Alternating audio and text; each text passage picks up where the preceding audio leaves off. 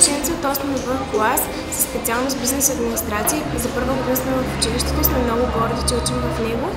Учителите се отнасят много добре с нас и получаваме добро ниво на образование. Надяваме се и за напред да е така. Нашата специалност е застрахователно и осигурително дело. В класа сме 25 човека, като активно участваме в извънкласната дейност, свързана с училището.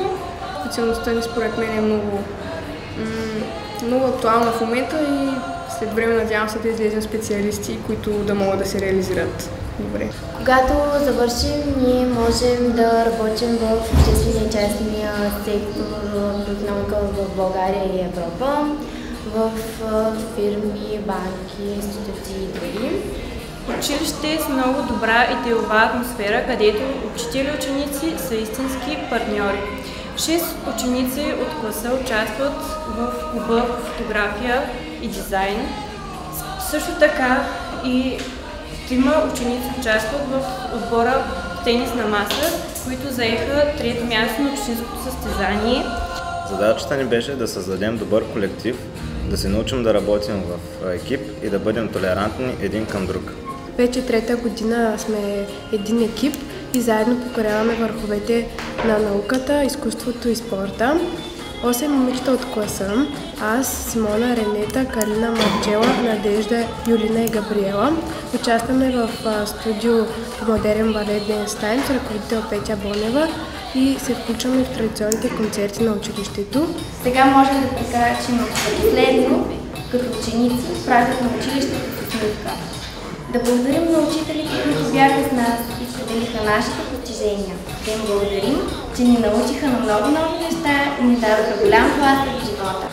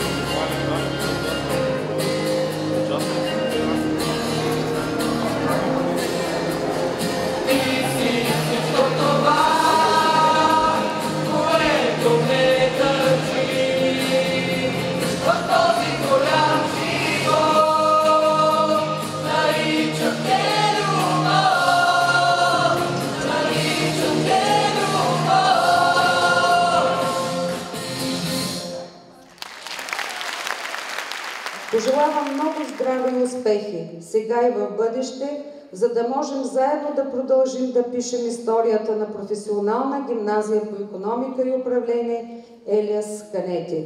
Защото само заради нас училището е било вчера, съществува днес, ще бъде и утре. Честит юбилей на всички! Пожелавам от русенски абитуриент бързо да се стане свищовски абсолвент.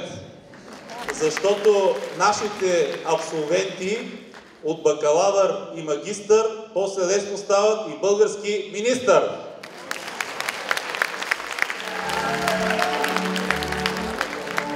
Искам да благодаря на госпожа Румяна Белчева за голямото й сърце и за нейният творчески дух.